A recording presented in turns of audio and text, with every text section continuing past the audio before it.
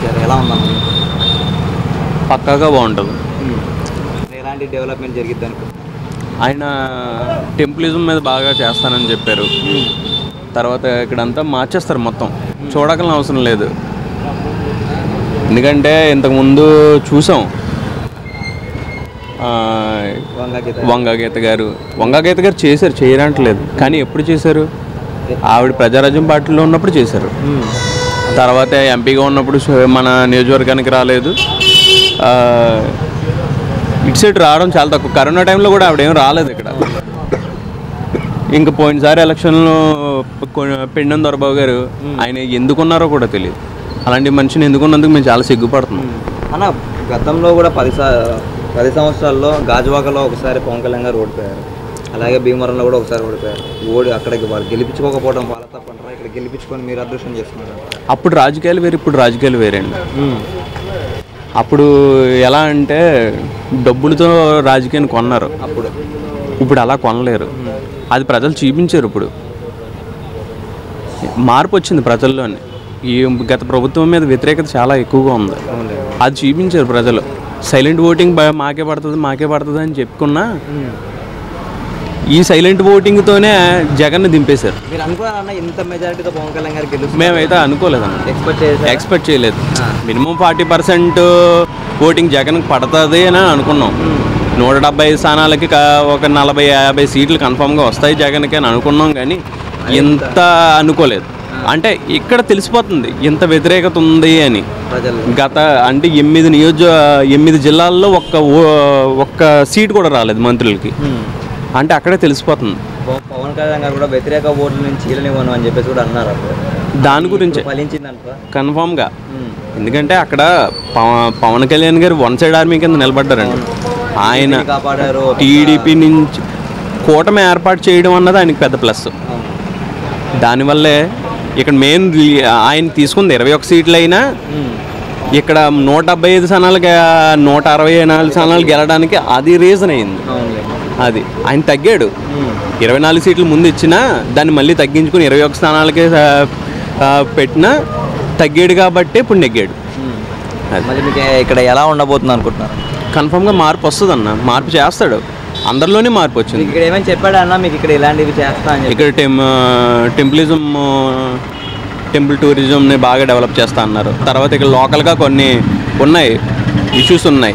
ఆ ఇష్యూస్ అన్నిటిని ఆయన క్లియర్ చేస్తానని చెప్పారు. కన్ఫామ్గా చేస్తారు. ఎందుకంటే ఆయన ఇప్పుడు ఒక ఎమ్మెల్యే మాత్రమే కాదు, పెద్ద పెద్ద పదవులు కూడా వచ్చే ఛాన్సులు ఉన్నాయి ఆయనకి. అన్న పవన్ కళ్యాణ్ గారిని అసెంబ్లీ సీటు కదా గేటు కూడా తాకనివ్వమని చెప్పి చాలా మంది కూడా వ్యాఖ్యలు చేశారు. అలాంటిది ఇప్పుడు పార్లమెంట్లోకి వెళ్ళి మీటింగ్ పెట్టారు. కుక్కలు మరుగుతాయి అన్న, అంతే. కుక్కలు మరుగుతాయి, వాటిని మనం పట్టించుకోకూడదు. ఏలికి వెళ్తున్నప్పుడు కుక్కలు మరుగుతాయి అంతే, వాటిని పట్టించుకోకూడదు అంతే. ఆయన కావాలనుకుంటే సినిమా ఫీల్డ్లో ఉంటే 100 కోట్లు వస్తాయి. అది వదులుకుని రాజకీయాల్లోకి వచ్చినప్పుడే మనం అర్థం చేసుకోవాలి. ప్రజలకు సేవ చేస్తారు. వచ్చిన డబ్బు మొత్తం ప్రజలకే పెడుతున్నారు. చూసాం కదా ఆల్రెడీ. ఆయన చనిపోయిన వారికి ఆర్థిక సహాయం చేయడం, కౌలు రైతులకు ఆర్థిక సహాయం చేయడం, అవన్నీ మనం చూసాం కదా. ఆయన మీద రూమర్స్ వచ్చినా వాటిని పట్టించుకోవాల్సిన అవసరం అయితే లేదన్న. ఎందుకన్నా ఈ ప్రతిపక్షాలకి ఎందుకు ఇవన్నీ కనబడట్లేదు అంటారా? అవి కనిపించాయి, వాళ్ళకి ఓటమి భయంతో చెప్తారు కదా. అది పేటీఎం బ్యాచ్ అంతే, కన్ఫామ్గా వాళ్ళ వల్లే అదంతా. కానీ ఖచ్చితంగా అయితే మేము 70,000 మెజారిటీ ఇంకా ఎక్కువ ఎక్స్పెక్ట్ చేసాము, కానీ 70,000 వచ్చింది. మేము 1,00,000 మెజారిటీ ఎక్స్పెక్ట్ చేసాము. మళ్ళీ పిఠాపురం ప్రజలకి ఎలాంటి కష్టం రాకుండా నేను చూసుకుంటారు పవన్ కళ్యాణ్ గారు చెప్తున్నారు. మీరు ఎలా అనుకుంటున్నారు దాని గురించి మీ అభిప్రాయం? ఖచ్చితంగా ఆయన మాట మీద నిలబడతారు. ఎందుకన్నా అంత నమ్మకం? ప్రతి ఒక్కరు అదే మాట చెప్తారు. పవన్ కళ్యాణ్ ఆయన రూలింగ్లో లేనప్పుడే ప్రజల సైడ్ నిలబడ్డాడు. ఇప్పుడు రూలింగ్లో ఉన్నాడు, ఎమ్మెల్యే అయ్యాడు, మాకు ఎందుకు నిలబడ్డాడు అనుకోవాలి.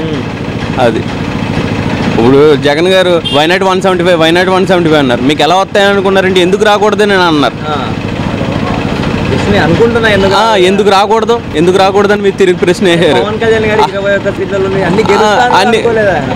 దేశంలో ఫస్ట్ అండి 2 సీట్ల దగ్గర ఓడిపోయిన వ్యక్తి 100కి 100 స్ట్రైక్ రేట్తో ఇప్పుడు సాధించాడు. ఇంకా అంతకంటే ఏం కావాలి? అక్కడే తెలిసిపోతుంది కదా ఆయన రూలింగ్ ఎలా ఉంటుంది అనేది. అది ఇప్పుడు కూడా ఆయన నెగ్గిన తర్వాత కూడా మాట అనలేదు, నిబద్ధతోనే పని చేయాలి, గెలిచాం కదా అని అహంకారం చూపించకూడదు అని చెప్పుకుంటూ వచ్చారు. ఎవరు చెప్తారు అలాగా? అదే కదా. అది మళ్ళీ అలాంటి వ్యక్తి మీద దీనికి ఎలా చేయాల్సి వచ్చింది అనుకుంటుంది? ఇన్ని మాటలు 10 సంవత్సరాలు ప్రజల కోసం ఎన్నో అనిపించింది. ఆయన నేర్చుకున్నాడండి. ఆయన నేర్చుకున్నాడు. రాళ్ళ దెబ్బలు తగిలేయి, ఆ దెబ్బలనే ఆ రాళ్ళనే కోటగా పేల్చుకున్నాడు. అప్పుడు జగన్ గారు అన్నారు కొట్టారు మేము తీసుకున్నాం అలా అన్నాడు. ఇప్పుడు ఏం తగిలింది? ఇప్పుడు రాళ్ళు ఇసిరారు. వ్యక్తిగతంగా దూషించడం అనేది చాలా తప్పండి. అది వ్యక్తిగతంగా దూషించకూడదు. పర్సనల్ ఇష్యూస్ ప్రతి ఒక్కడికే ఉంటాయి, ఎవరింట్లో ఉండవు. అలాంటిది ఆయన వ్యక్తిగతాన్ని ఓపెన్గా నిలబెట్టి చేశారు. కానీ ఆయన అలా అన్నప్పుడు కూడా ఆయన మాట్లాడలేదు, పడ్డాడు, ఒకటి పేర్చుకుంటూ వచ్చాడు, కోట కట్టాడు. ఇప్పుడు ఆ కోటను బద్దగొట్టలేరు, కోటను అయితే బద్దలు కొట్టలేరు. ఇప్పుడు ఎలా ఉంటుందంటే ఇంకెక్కడి నుంచి కుప్పానికి చంద్రబాబు నాయుడు, మంగళగిరి లోకేష్, పులివెందులు జగన్, పిఠాపురం పవన్ కళ్యాణ్ ఫిక్స్. ఇంకా అప్పుడు మార్చలేడు దాన్ని. నెక్స్ట్ టర్మ్ కూడా గెలిపించుకుంటారా ఇక్కడ కన్ఫామ్గా? ఇప్పుడు నెక్స్ట్ టర్మ్ లక్ష మెజారిటీ కన్ఫామ్గా వస్తుంది, గ్యారంటీ వస్తుంది. ఇప్పుడు వంగగీత గారు ఉండడం వల్ల ఆవిడ మంచి చేసింది. ఆవిడ మీద ఒక మంచి ఒపీనియన్ ఉండడం వల్ల 65,000 ఓటింగ్ 70,000 ఓటింగ్ ఆవిడకి పడడం వల్ల మనకి లక్ష మెజారిటీ రాలేదు. కానీ అదే పెండిందరబాబు గారు లాస్ట్ సిట్టింగ్ ఎమ్మెల్యే పెండిందరబాబు గారు ఉంటే లక్ష మెజారిటీగా దాటి వద్దు. పవన్ కళ్యాణ్ గారు గెలిచిన 4 రోజుల్లోనే ఇక్కడ పోలీసులు చేసే అక్రమాలు కూడా ఆగిపోయాయని అంటున్నారు. అలాగే పిఠాపురంలో పవన్ కళ్యాణ్ గారు గెలిచిన 4 రోజులకే ఇక్కడ పోలీసులు చేసే అక్రమాలు కూడా చాలా వరకు ఆగిపోయాయి అంటున్నారు. నిజమే అంటారా అది? ఇక్కడ పోలీసుల అక్రమాలు అనేది ఏమీ లేవండి. అది ఒక వదంతి మాత్రమే, ఏమీ లేవు, అలాంటివి ఏమీ లేవు. ఎవరో ఏదో అనుకున్నారు. అవి గత ప్రభుత్వం పెట్టినవండి. అవి జగన్ గారు ఉన్నప్పుడు ఏంటంటే కావాలని కేసులు పెట్టించడం, ఎవరన్నా వాళ్ళని ఎదురంతే కేసులు కొట్టించడం ఇలాంటివి జరిగాయి. అది ఇప్పుడైతే జరగదు. అలాంటివి కేవలం ఈ 4 రోజుల్లోనే క్లియర్ చేశారు పవన్ కళ్యాణ్ గారు అంటున్నారు. ఆటోమేటిక్గా తగ్గిపోతాయండి. అది వ్యతిరేకత. ఇప్పుడు వ్యతిరేకత ఏమీ లేదు కదా. ఇప్పుడు చూడాలి అంతే, ఎలా చేస్తారో ఏంటి అని చూడాలి. ఫైనల్గా పవన్ కళ్యాణ్ చూస్తే మీకు ఏమనిపిస్తుంది? సింబాలిక్ మోదీ గారే చెప్పారు కదండి, పవన్ అంటే పవన్ కాదు తుఫాన్ అంతే. ఆ తుఫాను తట్టుకోవడం ఎవడి వల్ల కాదు. మళ్ళీ అలాంటి తుఫాన్తో వీళ్ళు ఇన్ని పెట్టుకున్నారు. అందుకనే కదండి, 5 సంవత్సరాలు ఎలా, అందుకనే కదా ఆ తుఫాన్లోనే కొట్టుకుపోయారు. ఇప్పుడు వచ్చేది వర్షాకాలం, ఆ తుఫాన్లోనే కొట్టుకుపోయారు. మళ్ళీ అప్పుడు విమర్శించడం వల్ల ఇప్పుడు ఎక్కడికి వెళ్ళారంటారు? ఒక పల్లెపు మాట మాట్లాడలేకపోతున్నారు. ఎక్కడి నుంచి ఎవరు బయటికి రాలేదు కదండి.